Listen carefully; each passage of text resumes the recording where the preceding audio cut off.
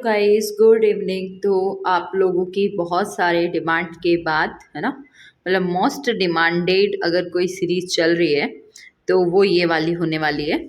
आप लोगों को केमिस्ट्री के शॉर्ट नोट्स चाहिए थे। आप सबने बोला था कि मैम केमिस्ट्री के शॉर्ट नोट्स बनवा दो।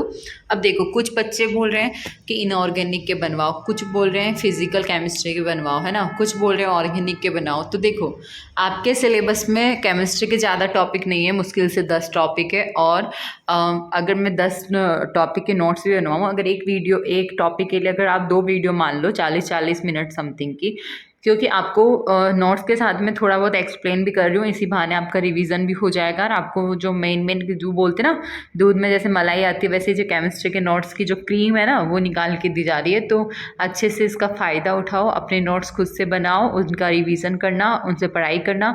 और केमिस्ट्री चाहे कोई भी पढ़ रहा हो, कोई 11th-12th का बच्चा हो या फिर अपने किसी भी एग्ज़ाम में अगर केमिस्ट्री आती है तो आप इनको देख सकते हो, क्योंकि ये तो कुछ बेसिक टॉपिक है आपके सिलेबस में। अगर ये है तो आपका फ़ायदा हो जाएगा। और सुनो, आपके सिलेबस में मतलब लेबर असिस्टेंट के सिलेबस में ओनली ऑर्गेनिक के मुझे 2 ही टॉपिक दिखाई दिए। एक तो ये nomenclature and general properties of organic compound, और दूसरा हाइड्रोकार्बन। तो मैंने सोचा ऑर्गेनिक के इन 2 टॉपिक को कंप्लीट करने के बाद में, मतलब इनकी मुश्किल से 4 वीडियो बनेगी, मैं आपको बाकी के टॉपिक भी करवा दूंगी, टेंशन मत लो। जो मुझे भी पता है कि सॉल्यूशन, गैसीय अवस्था, है ना, द्रव अवस्था, ठोस अवस्था, परमाणु गुणधर्म, ये सारे टॉपिक आपके सिलेबस में है, अच्छे से करवा दूंगी। बस थोड़ा सा तसल्ली रखो, ठीक है, क्योंकि आपको भी पता है मैं ऐसे ही कुछ भी लिख के आपको नहीं दे सकती। अगर आपने मुझे बोला है कि मैम शॉर्ट नोट्स बनवा दो, तो आपने भी यही सोचा होगा कि मैम अच्छे शॉर्ट नोट्स बनवा सकते हैं, अदरवाइज आप शॉर्ट नोट्स अपने नोट्स से भी बनवा सकते हो, राइट। तो अगर आपने मुझे एक अपील किया आपने कि चलो आपकी थोड़ी और हेल्प हो जाएगी, और अगर मैंने भी ये सीरीज़ शुरू की है तो चाहे थोड़ा टाइम लग जाए, बट कंटेंट ऐसा हो कि और लोग अपन से जुड़ के, और अगर वो लोग वीडियो देख रहे हैं 1 घंटे की, तो उनको सेटिस्फेक्शन हो कि चलो हाँ ठीक है, हमने कुछ नया सीखा, या हमारे काफ़ी अच्छे से नोट्स तैयार हो गए जो हमारे आगे भी काम आएंगे, ठीक है। तो आपको समझ में आ गया होगा इस सीरीज़ को स्टार्ट करने का पर्पस। सीधी सी बात है, आप सबकी डिमांड पे स्टार्ट की जा रही है। अब तक मैं अपने हिसाब से सीरीज चलाती थी, राइट। तो आप लोगों का रेस्पॉन्स नहीं आता था, क्योंकि आप लोगों का यही सीन है ना कि मैम अपनी मर्जी से सीरीज चला रहे हो, तो फिर हम देखें या नहीं देखें हमारी मर्जी। बट ये आपकी मर्जी से चलाई जा रही है, ठीक है। तो अब ये तो आपको देखनी ही पड़ेगी। अगर इस पर अच्छा रेस्पॉन्स नहीं आया ना, इतना हार्ड वर्क नहीं होगा, ठीक है। वापस से सारे टॉपिक्स में से ऐसे, मतलब अब बता दिया ना आपको, एकदम क्रीम निकाल के दी जा रही है। तो पढ़ाई कीजिए, अच्छे से अपने नोट्स बनाइए और अच्छे से रिवीजन करना। और किसी ने मेरे को एक बच्चे का कमेंट आया था कि मैम मैंने ऑर्गेनिक की नोट्स पहले ही बना लिए, है ना। तो ये तो बहुत अच्छी बात है ना कि आपने बना लिए, पर फिर भी आप ये वीडियो देखना, आपको कुछ ना कुछ नया सीखने को ज़रूर मिलेगा, ठीक है। और उनकी डिमांड थी कि इनऑर्गेनिक और फिजिकल पहले करवाओ। देखो, अपने चैनल से काफ़ी बच्चे जुड़ चुके हैं हम, तो अब सबकी डिमांड एक साथ तो पूरी नहीं हो सकती, बट अगर ये सीरीज़ स्टार्ट की करवाई है तो पक्का आपको केमिस्ट्री में जो जो टॉपिक है उनके सबके शॉर्ट नोट्स मिल जाएंगे। तो अब ज़्यादा बातें ना करते हुए, क्योंकि पता चला कि शॉर्ट नोट्स स्टार्ट होने से पहले ही आप लोग बाहर हो गए वीडियो से, है ना, कि मैम की तो बातें ही ख़त्म नहीं हो रही, शॉर्ट नोट्स तो पता नहीं कब बनेंगे, हम नहीं बना रहे। तो चुपचाप बना लो, हो गई बातें ख़त्म। तो देखो, सबसे पहले हम nomenclature and general properties of organic compound में कार्बनिक यौगिक का हम लोग वर्गीकरण देख रहे हैं, ओके, कि कार्बनिक और यौगिक को कैसे कैसे बांटा गया है। तो देखो कार्बनिक यौगिक को खुली अथवा आवर्त विवर्त श्रृंखला या चक्रीय या एलिफेटिक कंपाउंड्स में बांटा गया है, या फिर चक्रीय बोल सकते हो, संवर्त बोल सकते हो, ठीक है। इनमें अब देखो, एक चीज़ ध्यान रखना, आप लोगों को मतलब जिस तरह से मैं पढ़ा रही हूँ ना, उसी तरह से ही शॉर्ट नोट्स बनाने हैं, राइट। अगर आप लोगों को लगे कि नहीं हमने पहले बना रखे हैं वो ज़्यादा बेटर है, तो आपको कोई ज़रूरत नहीं है दोबारा बनाने की, आप रिवीजन पर्पज़ के हिसाब से भी देख सकते हो। बट ये नोट्स काफ़ी मेहनत से और काफ़ी अच्छे से बनाए ताकि आपको हर चीज़ समझ में आए। तो अभी मैंने आपको बताया था, जो कार्बनिक यौगिक है वो खुली विवर श्रृंखला व चक्रीय अथवा संवर श्रृंखला यौगिक में डिवाइडेड है। देखो, आप स्क्रीनशॉट लेके भी बना सकते हो, या फिर वीडियो को पॉज करके साथ के साथ बनाना ज़्यादा बढ़िया रहता है, क्योंकि आप लोगों ने स्क्रीनशॉट लिया, फिर आप नोट्स बनाते हुए कहीं अटक गए, क्या समझ नहीं आ रहा ये मैम ने कैसे लिखाया है, तो आप लोग वीडियोस को पॉज करके बनाओगे ना, तो आप फटाफट ऑन करके देख सकते हो, अपना डाउट क्लियर कर सकते हो। तो जो हमने बताया कि जो एलिफेटिक कंपाउंड होते हैं वो दो तरह के होते हैं, हाइड्रोकार्बन्स और हाइड्रोकार्बन्स और हाइड्रोकार्बन डेरिवेटिव्स। अब देखो हाइड्रोकार्बन्स में कौन आते हैं, मैथेन हो गया, एथेन हो गया, है ना। हाइड्रोकार्बन्स मैंने बहुत डिटेल में इस चैनल पे करवा रखा है, अगर किसी को देखना है तो आप जाके देख सकते हो, जिसके अंदर एल्केन, एल्काइन और एल्किन पढ़ाया गया है। हाइड्रोकार्बन्स डेरिवेटिव्स में जैसे मैथिल क्लोराइड हो गया, है ना, एल्कोहल हो गया, ये सब आते हैं।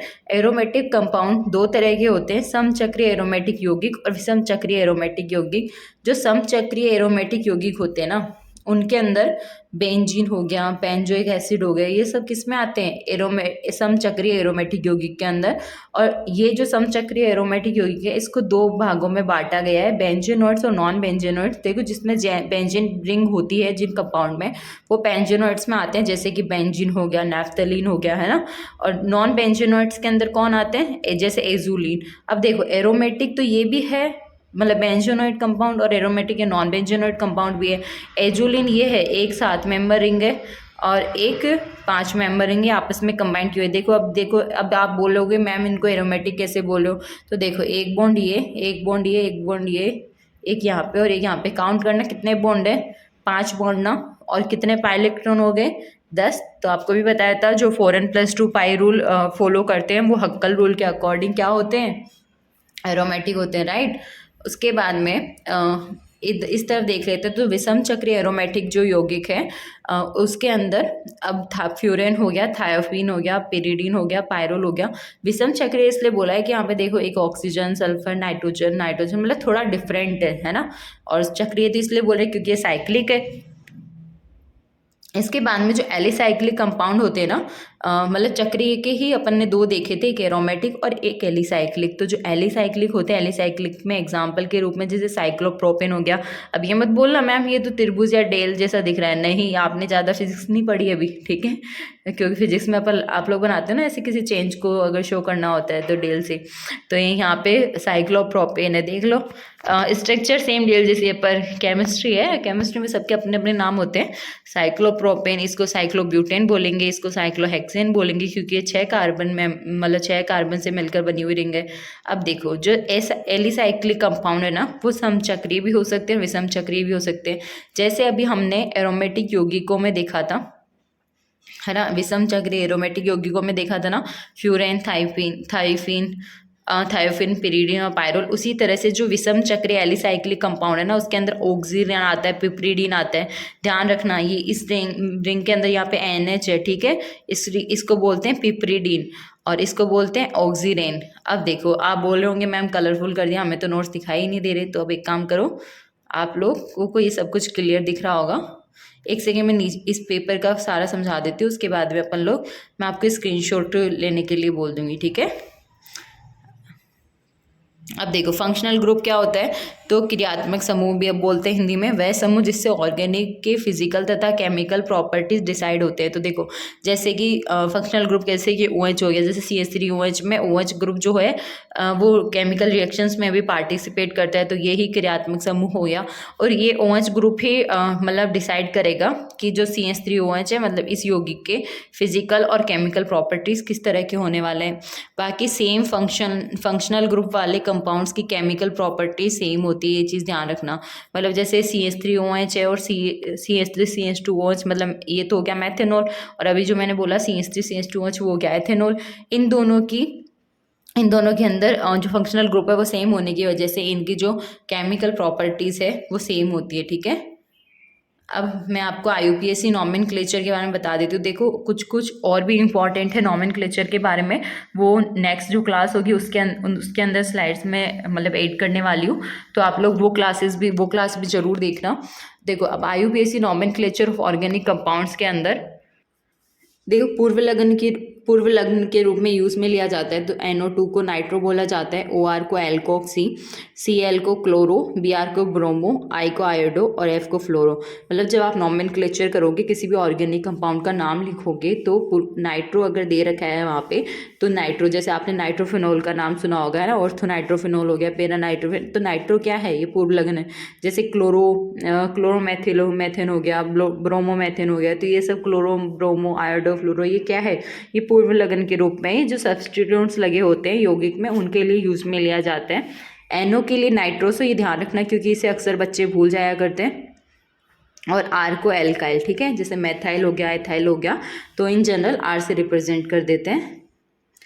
जब एक कंपाउंड में एक से अधिक क्रियात्मक समूह होता है, अब आप बोलो कि मैम हम नाम तो दे दें कंपाउंड का, बट कंपाउंड के अंदर एक से ज़्यादा फंक्शनल ग्रुप है, जैसे मान लो COH भी हो गया, OH भी हो गया, या फिर C डबल बॉन्ड मतलब कीटोनिक ग्रुप हो गया, या CHO एल्डिहाइड ग्रुप हो गया, तो अब हम क्या करें, है ना, क्योंकि आपको अभी मैं बताती हूँ नाम लिखते टाइम किस किस बातों का ध्यान रखना चाहिए। तो उसके अंदर देखो सबसे पहले क्या होता है, सबसे बड़ी श्रृंखला का चयन करते हैं ना, कार्बन श्रृंखला का। उसके बाद में नंबरिंग वहाँ से देना शुरू करते हैं, जिससे कि जो क्रियात्मक समूह है जिसका फंक्शनल ग्रुप मान रहे हो उसको मतलब सबसे कम नंबरिंग मिले, मतलब हाँ 1 2 3 4 ऐसे सबसे कम नंबरिंग मिले, मतलब जैसे या तो 1 मिले या 2 या 3 ऐसे, ठीक है। तो इसी तरह से नाम किया जाता है, मतलब नामकरण होता है इनका।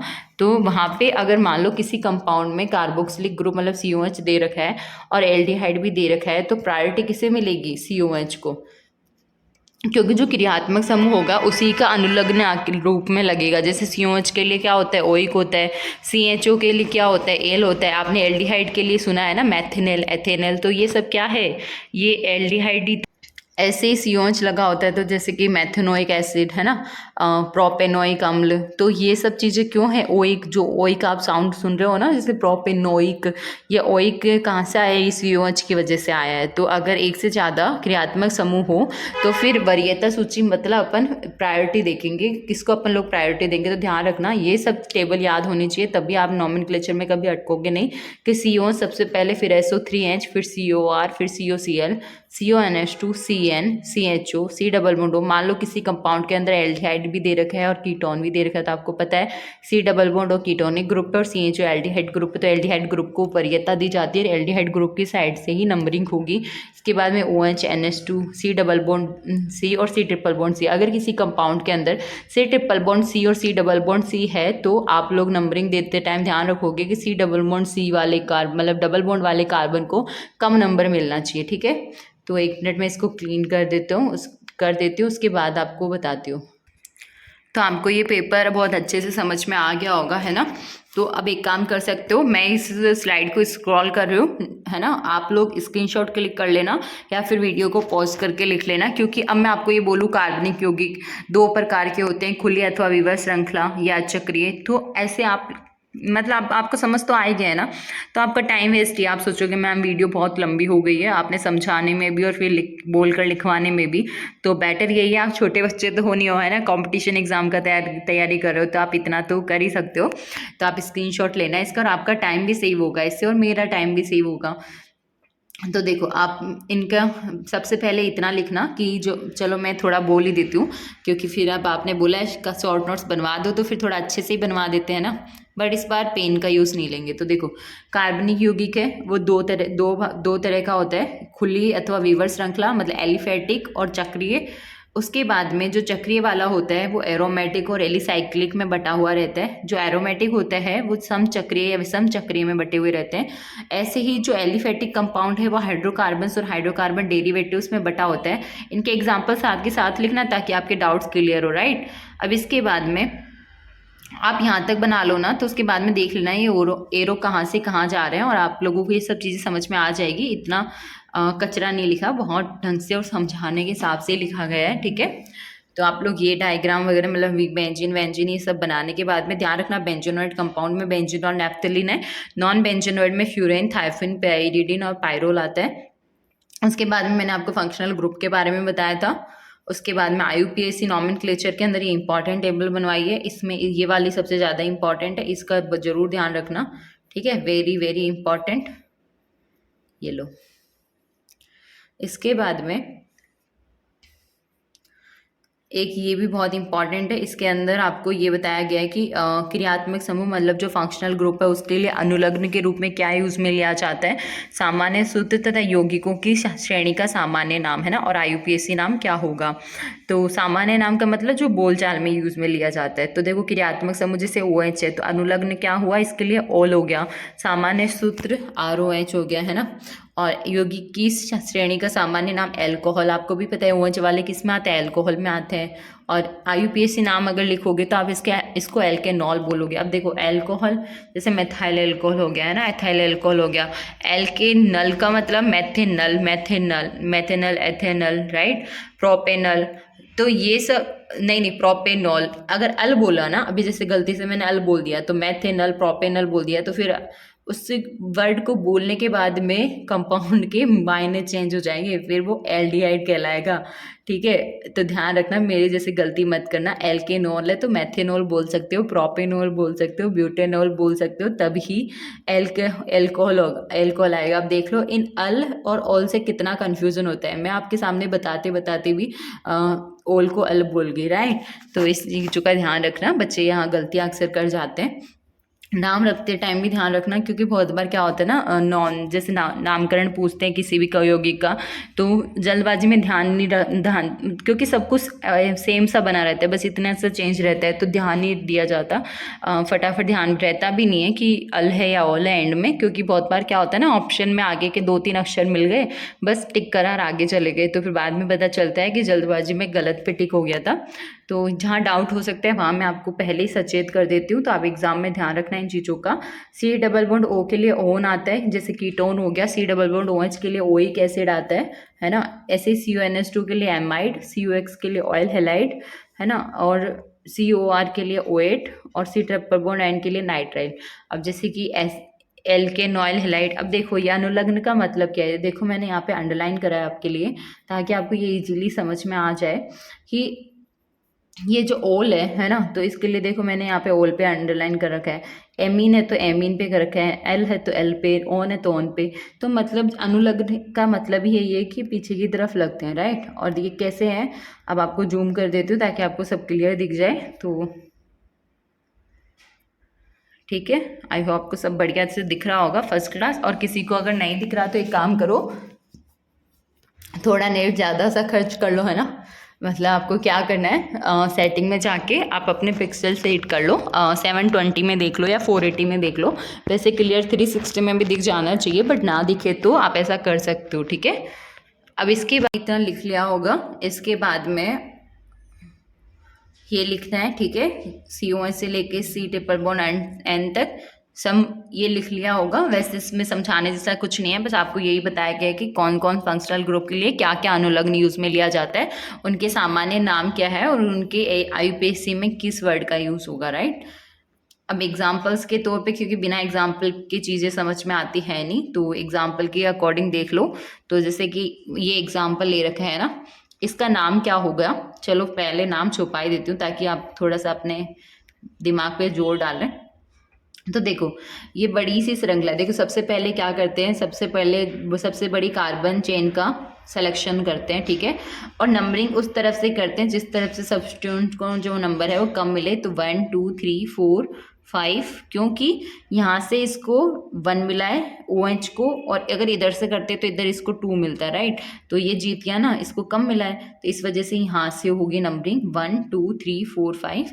तो अब देख लो 2 पे क्या आया, 2 पे ये जो लगा हुआ है CH2 CH3, इसको एथिल बोलते हैं। इस OH को अब आप एज ए सब्स्टिट्यूएंट मानोगे और इसको आप एज ए फंक्शनल ग्रुप मानोगे, ठीक है। तो क्या नाम हो जाएगा, 2 एथाइल पेंटेन, क्योंकि 5 कार्बन है, 1,4 डाइओल, ठीक है। तो आपको ये चीज एक तो समझ में आई गई होगी। अब नेक्स्ट देखते हैं, नेक्स्ट क्वेश्चन है ये वाला। इसके अंदर देखो, अब आपको यहाँ पे 2 ग्रुप दे दिए, C डबल बॉन्ड O भी दे दिया और COH भी दे दिया। अब आप लोग को यहाँ काम आने वाली है वो जो वरीयता सूची बताई थी ना आपको, प्रायोरिटी वाली, वो यहाँ पे काम आने वाली है। अब यहाँ पे आपको पता है यहाँ पे कीटोनिक ग्रुप है, यहाँ पे एल्कोहल ग्रुप है, तो आपको पता होना चाहिए कि कीटोनिक ग्रुप से मतलब कीटोनिक ग्रुप वाला वरीयता सूची में पहले आता है और एल्कोहल बाद में आता है, इसी वजह से नंबरिंग यहाँ से शुरू हुई है। अगर OH पहले, अगर यहाँ पे COH होता ना तो फिर नंबरिंग इस तरफ से होती है, क्योंकि COH की जो प्रायोरिटी है वो तो C डबल बॉन्ड O से भी ज़्यादा है, ठीक है। इसलिए वो बताया था कि इंपॉर्टेंट है, याद है इस कोने पे लिखवाया था नेक्स्ट पेपर पे, बस उसी चीज़ की बात हो रही है। तो यहाँ पे नंबरिंग कहाँ से होगी, सी डबल बॉन्ड ओ की तरफ से होगी। और 1 2 3 4 5 नंबर दे दिया। अब 3 पर क्या लगा हुआ है, OH लगा हुआ है। अब देखो यहाँ पे 3 हाइड्रोक्सी आएगा, क्योंकि यहाँ पे जो OH है वो एज ए फंक्शनल ग्रुप नहीं है। मतलब जैसे यहाँ पे सी डबल बॉन्ड O है तो सी डबल बॉन्ड O का ओन आएगा यहाँ पे अनुलग्न के रूप में, और OH का अनुलग्न नहीं आएगा, इसको हाइड्रोक्सी बोलेंगे। तो 3 हाइड्रोक्सी साइक्लोहेक्सेनोन इसका नाम हो जाएगा। ये वाले कंपाउंड बहुत इंपॉर्टेंट है, ऐसे सवाल थोड़े से ट्रिकी होते हैं वैसे, और एग्जाम्स में तो बहुत पूछे जाते हैं ऐसे सवाल।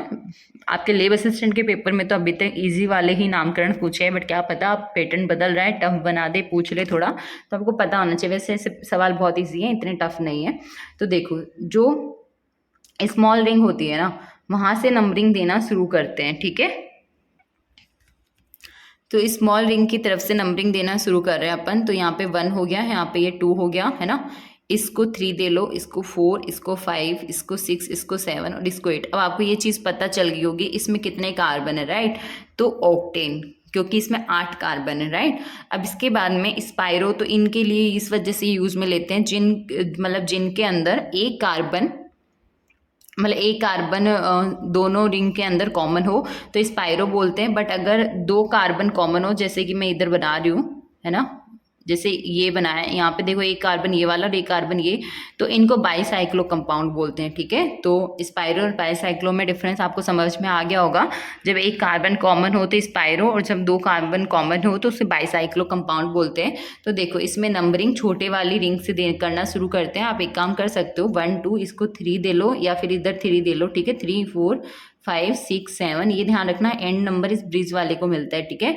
उसके बाद में स्पाइरो, अब 5 2 कैसे आया, सबसे बड़ा यही चीज़ है। तो देखो 5 2 इसलिए आया क्योंकि यहाँ पे देखो 1 और 2 2 कार्बन है, मतलब 2 एटम बीच में है इस बंध से। मतलब देखो आपको मैं अच्छे से समझा देती हूँ। देखो ये इसकी बात हो रही है, तो यहाँ पे ये दोनों एटम बीच में आ रहे हैं, मतलब इसके लिए 2 आएगा।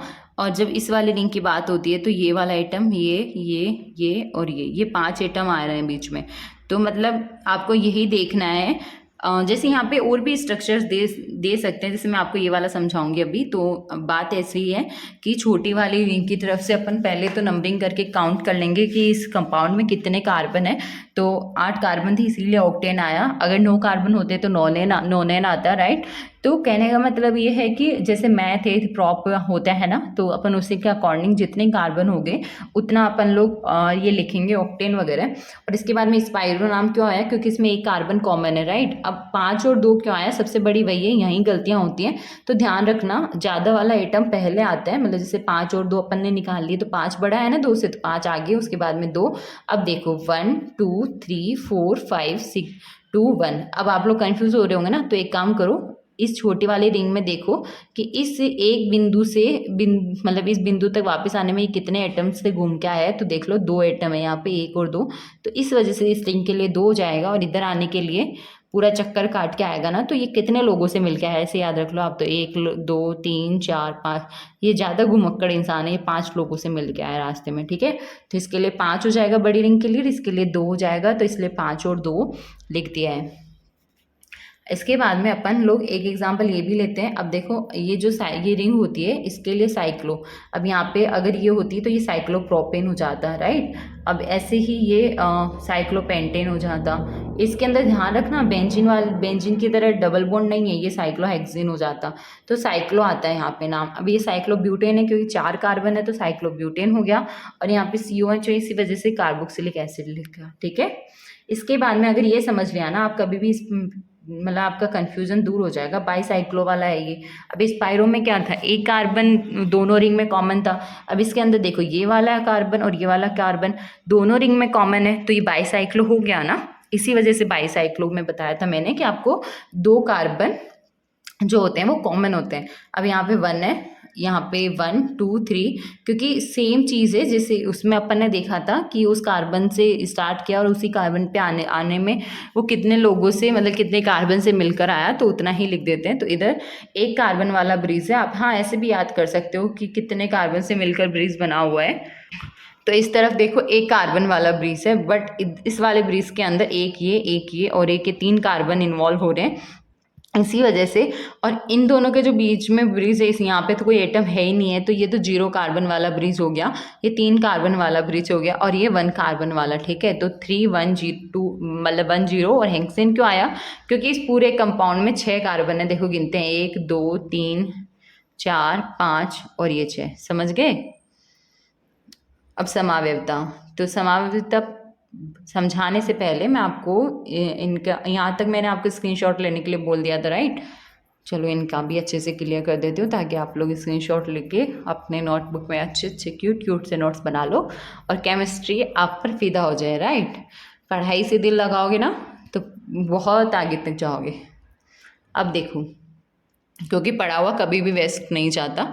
ये एग्जाम्पल्स, पहला एग्जाम्पल लिखना, उसका आंसर लिखना, ट्राई करना अपने आप से क्वेश्चन आंसर देने का। सेकंड, थर्ड, फिफ्थ, फोर्थ यहाँ रह गया, फिफ्थ और सिक्स्थ।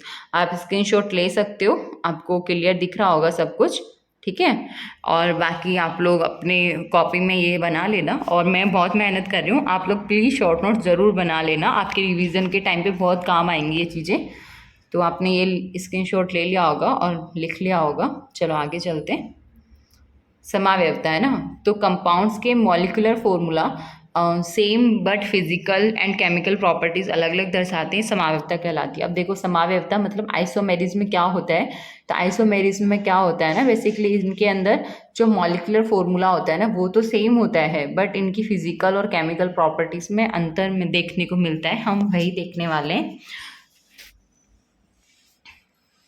देखो आइसोमेरिज्म में क्या होता है ना, तो आइसोमेरिज्म में एक काम करो, आप इसका स्क्रीनशॉट ले लो, उसके बाद में समझाती हूँ। तो आइसोमेरिज्म के अंदर दो तरह की समावयवता देखने को मिलती है, त्रिविम समावयवता और स्ट्रक्चरल समावयवता। त्रिविम को आप 3D से याद रख सकते हो, है ना, क्योंकि त्रिविम मतलब 3 विमा है ना, ठीक है। त्रिविम समावयवता को स्टीरियो आइसोमेरिज्म बोलते हैं, और संरचना समावयवता को स्ट्रक्चरल आइसोमेरिज्म बोला जाता है। अब देखो स्ट्रक्चरल आइसोमेरिज्म क्या होता है कि इसके अंदर जो मॉलिक्यूलर फॉर्मूला होता है वो सेम होता है, और बट इनकी स्ट्रक्चर जो होती है वो डिफरेंट होती है। और त्रिविम समावयवता में क्या होता है, इनका मॉलिक्यूलर फॉर्मूला सेम होता है, बट इनकी स्ट्रक्चर भी सेम होती है, बट इनका जो कॉन्फ़िगरेशन है ना वो डिफरेंट होता है। मतलब arrangement of their atoms in space, मतलब परमाणु अथवा समूह की जो आकाशीय व्यवस्था है ना वो भिन्न भिन्न होती है, ठीक है। अब ये जो स्टीरियो आइसोमेरिज्म है वो दो तरह की होती है, ज्योमेट्रिकल आइसोमेरिज्म और ऑप्टिकल आइसोमेरिज्म, ठीक है। देखो ज्योमेट्रिकल आइसोमेरिज्म कौन शो करेगा, जिनके पास में डबल या ट्रिपल बॉन्ड होगा, या ऐसा कंपाउंड जिसके अंदर, जैसे कि ये है, इसके अंदर जैसे डबल बॉन्ड है, मतलब ऐसा होना चाहिए जिसके अंदर रोटेशन पॉसिबल ना हो, मतलब रोटेशन रेस्ट्रिक्टेड हो। और मैंने पहले भी बताया था सिंगल बॉन्ड के अराउंड तो रोटेशन बहुत मस्त होता है, गोल गोल घूमता रहता है, राइट। तो जब इसके अंदर इसी वजह से यहाँ पे कहीं पे भी आपको ऐसा एग्जांपल नहीं मिलेगा ज्योमेट्रिकल आइसोमेरिज्म जिसके अंदर सिंगल बॉन्ड का यूज़ कर लिया हो, ठीक है। इसके अलावा जो कार्बन डबल बॉन्ड कार्बन से जुड़े समूहों की ज्यामितियों में भिन्नता, मतलब यहाँ पे ए है, ठीक है, तो यहाँ पे बी होगा। क्यों इस कार्बन पे देखना है, इस कार्बन पे लगे हुए दोनों ग्रुप सेम होने चाहिए, मतलब दोनों ग्रुप अलग अलग होने चाहिए। ऐसे इस पे लगे हुए अलग होने चाहिए, इस पे लगे हुए अलग होने चाहिए, इस पे लगे हुए अलग होने चाहिए। इनको आप एक कार्बन पे देखना है, राइट। ये सेम हो सकते हैं, कल को गलती से ये मत देख लेना और बोलो ये तो सेम है अलग नहीं है, भाई ये तो नहीं देखा ज्योमेट्रिकल समावयवता, ऐसा नहीं होता है। आपको एक कार्बन पे देखना है कि ए बी है या ए है, राइट। अब इसके बाद में, अब आपको मैंने कल भी बताया था समपक्ष क्या होता है। जब सेम ग्रुप सेम साइड होते हैं तो उसको सिस बोला जाता है, और जब सेम ग्रुप अपोजिट साइड होते हैं तो उसको ट्रांस या विपक्ष बोला जाता है। इसमें एग्जाम्पल आप ये लिख सकते हो एग्जाम्पल के तौर पे कि जो HCCOH डबल बॉन्ड HCCOH है मैलिक अम्ल, ये सिस फॉर्म है, ये इंपॉर्टेंट है। यहाँ पे कंफ्यूजन हो सकता है, क्योंकि देखो दोनों का फॉर्मूला एकदम सेम है। अगर ये सिस फॉर्म में है तो आप इसको मैलिक एसिड बोलोगे, बट अगर ये ट्रांस फॉर्म में है तो आप इसको फ्यूमेरिक एसिड बोलोगे। तो आपको कन्फ्यूज़ करने के लिए एग्जामिनर दे सकता है कि मैलिक एसिड और फ्यूमेरिक एसिड का निम्न में से फॉर्मूला कौन सा है, वो भी क्रम से, ठीक है। अब आपको पता है ऐसे सवालों में क्या होता है, अगर मैलिक अम्ल पहले दे गए फिर फ्यूमेरिक अम्ल, तो आपको बताना है ऑप्शन में देख के कि कौन सा मैलिक है और कौन सा फ्यूमेरिक है। तो ध्यान रखना मैलिक के अंदर सिस फॉर्म आएगी और फ्यूमेरिक के अंदर ट्रांस आएगी, बाकी फॉर्मूला सेम रहेगा। अगर कोई ये सोच रहा है ना कि एक बार मैम सारे नोट्स बनवा दें, उसके बाद मैं तो एक साथ देखूंगा पूरी 9-10 वीडियोस और फटाफट बना लूंगा, मैं पहले ही बोल रही हूँ, अगर आप लोगों ने ये वीडियोस नहीं देखे, नोट्स नहीं बनाए, इन वीडियोस पर अच्छा रेस्पॉन्स नहीं आया, मैं ये सीरीज बंद कर दूंगी उसी दिन। तो आपको साथ के साथ देना है, देखना है, साथ के साथ पढ़ना है, ठीक है। ऐसे कैसे काम चलेगा? आप लोग हर चीज़ ऐसे ही, मैंने देखा है बहुत सारे बच्चे एमसीक्यू सीरीज नहीं देख रहे, एमसीक्यूज नहीं देख रहे, और उनका कहना क्या है मैम एमसीक्यूज तब देखेंगे जब हमारा टॉपिक कंप्लीट हो जाएगा या फिर हम लोग एक बार कोर्स कर लेंगे। फिर उनके पास सही है, बट हाफ आवर लगता है ओनली एमसीक्यूज वाले सेशन में, तो आप लोग ज्वाइन हुआ कीजिए, आप लोग क्लास लिया कीजिए। अदरवाइज फिर मैं कब तक अकेले अकेले एमसीक्यूज करवाऊंगी? हैं उस टाइम मैं ऑनलाइन रहती हूँ, मैं क्या खुद को एमसीक्यूज करवा रही हूँ? आप लोगों को करवा रही हूँ ना, तो उन क्लासेस में ऑनलाइन किसको आना चाहिए? आप लोगों को। चलो कोई ना, ये चलो कोई ना में ना बहुत कुछ छुपा हुआ है, तो शांति से क्लासेस ले लो, ठीक है। और जितना बोला गया उतना पढ़ लो, फिर कल को बोलोगे कि हमने अच्छे से पढ़ाई नहीं की। देखो हर चीज़ थोड़ी थोड़ी करके पढ़ी जाती है ना, तो वो ज़्यादा टाइम तक मतलब माइंड में रहती है। अगर मान लो आप बैठे हो आज एक दिन और आप बोल रहे हो आज तो सारी वीडियो एक दिन में सलटा दूंगा, 6 घंटे पढ़े एकदम, 6 घंटे जब पढ़ोगे ना तब तो लगेगा अच्छा ये भी आ रहा है, ये भी आ रहा है, ये भी आ रहा है, सब हो गया। और एक बार के लिए 6 घंटे बाद देखना, आपको ऐसा लगेगा कि लो कुछ भी समझ मतलब कुछ भी रिमेंबर नहीं हो रहा, कुछ भी याद नहीं आ रहा। तो ऐसे एकदम नहीं खाया जाता। अब आप खुद सोचो, आप जल्दी जल्दी जल्दी जल्दी खाना खाओगे, हैं क्या होगा? है क्या होगा? पेट खराब होगा, खाना पचेगा भी नहीं ढंग से। बट आप आराम आराम से खाओगे, धीरे धीरे खाओगे, तो टेस्ट ले लेके खाओगे। आपको अगर मीठा है तो बड़ा मीठा लगेगा, खट्टी चीज़ें हैं तो बड़े खट्टे लगेंगे। अब किस किस को आम याद आ रहे हैं? आम याद आ रहे हैं तो क्लास के बाद में आम रस पी लेना, ठीक है। बट अभी चुपचाप क्लास ले लो, क्योंकि मीठे मीठे से गर्मियों में तो आम ही याद आते हैं ना, रसीले आम। तो देखो ऑप्टिकल आइसोमेरिज्म, तो ऑप्टिकल आइसोमेरिज्म में डी और एल आइसोमेरिज्म बोला जाता है इसको। इसमें जो समावेवी होते हैं ना वो क्या करते हैं,